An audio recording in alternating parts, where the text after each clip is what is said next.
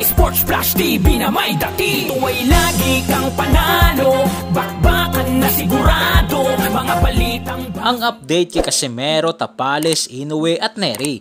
Pag-usapan natin yan mga ka-flash. Pero bago ang lahat, huwag kakalimutang i-like, mag-subscribe at hit ang notification bell para updated ka sa mga bidyong katulad nito.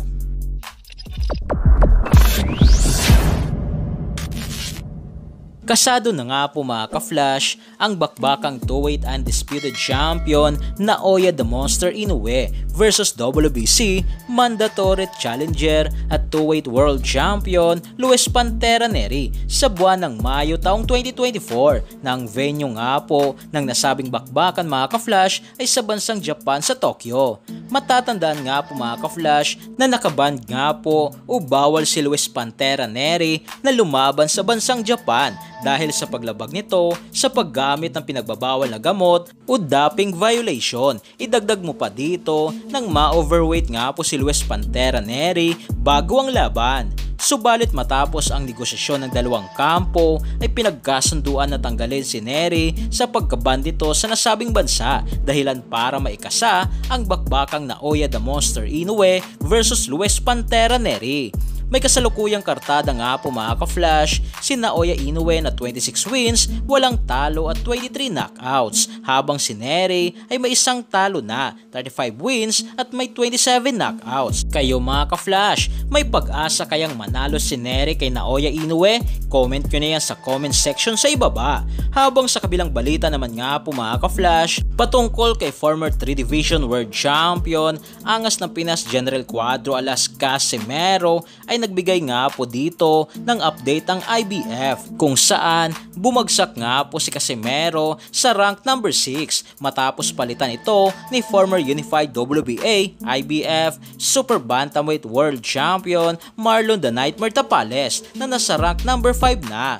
Bago nga po mga ka-flash, maging rated number 5 ngayon si Tapales sa IBF ay kampiyon nga po ito, subalit matapos matalo kay undisputed champion Naoya the Monster Inoue via round 10 technical knockout ay bumagsak ito sa rank number 5. Rated number 1 nga po dito si Sam Goodman, walang rated number 2, rated number 3 naman si Morojo Nakpadaliev at number 4 naman si Carl James Martin. Nitong nakarang araw nga po mga ka-flash ay sinabi mismo ni Marlon Tapales na hindi nito kilala ang angas ng Pinas 3 Division World Champion General Cuadro alas Casimero, na sumagot naman dito si Casimero at sinabing magpatingin ito sa doktor dahil nga po dyan mga ka-flash ay mas lalong uminit ang usapin sa bakbakang Casimero versus Tapales, na sa pinakabagong update dito kay Tapales kay Casimero ay kilala na nga niya ito at sinabing nakahanda ito at payag na payag makipagbasagan ng muka kay Casimero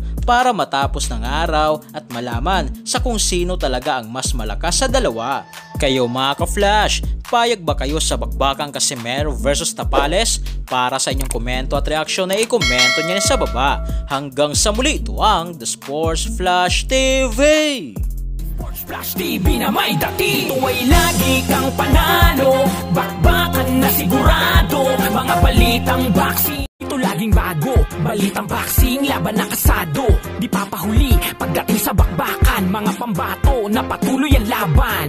Sasaliksikin ang bawat babalita, talagang diin, bawal ang mahina sa loob ng ring. Merong pambihira, mga kamao na nagiging bida.